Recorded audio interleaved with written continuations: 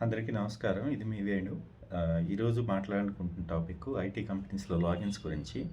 Corona తర్వాత IT కంపెనీలు అందరు ఉద్యోగస్తుల్ని ఆఫీస్‌కి రమ్మని మ్యాండేట్ చేశాయి. కొన్ని కంపెనీలు వారానికి 2 రోజులు, కొన్ని కంపెనీలు వారానికి 5 రోజులు రావాల్సిందే అని ఖచ్చితంగా రూల్ పాస్ చేశాయి.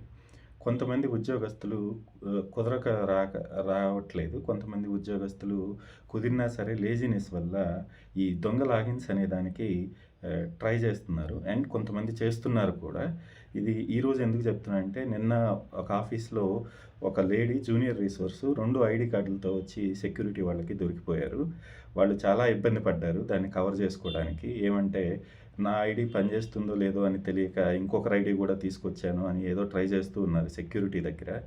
ఐ థింక్ డెఫినెట్‌గా టెర్మినేషన్ ఉంటుంది ఇద్దరు రిసోర్స్‌కి కూడా 99%. There is no chance to survive in that company. And నా సలహా ఏంటంటే, ఒకవేళ మీకు కుదిరితే రండి ఆఫీస్‌కి ఖచ్చితంగా. కుదరకపోతే మాత్రం ఖచ్చితంగా లీవ్ ఆప్షనో ఏదో ఒకటి చూసుకోండి. లేదు నాకసలు కంపెనీకి రావటమే కుదరదు ఇంకనుకుంటే కొన్ని రోజులు గ్యాప్ తీసుకోండి. రిజైన్ ద్వారా గానీ, ఇంకోటి మేనేజ్మెంట్‌తో డిస్కస్ చేసి లాంగ్ లీవ్ ఆప్షన్ ఏదన్నా ఉంటే చూసుకోండి. అంతేగాని దొంగలాగిన ఆప్షన్స్ మాత్రం చాలా డేంజరస్ సిట్యుయేషన్స్‌కి దారితీస్తాయి.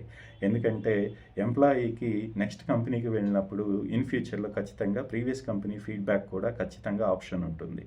ఒక్కసారి మీరు సెక్యూరిటీ ఇష్యూస్ ఏమన్నా వైలేట్ చేసి దొరికితే మాత్రం భవిష్యత్తులో మీకు చాలా రకంగా ఇది ఇబ్బందులకు గురి చేస్తుంది. కొత్త ఉద్యోగం తెచ్చుకోవడంలో కానివ్వండి, లేదా సర్వైవ్ అవ్వటంలో చాలా కష్టంగా ఉంటుంది. అండ్ కంపెనీ అనుకుంటే మాత్రం ఇది పోలీస్ కేస్ దాకా కూడా ఛాన్సెస్ ఉన్నాయి. సో అన్నెసరీ కాంప్లికేషన్స్ పెంచుకోకుండా మీ కెరీర్‌ని మీరే డిసైడ్ చేసుకోండి.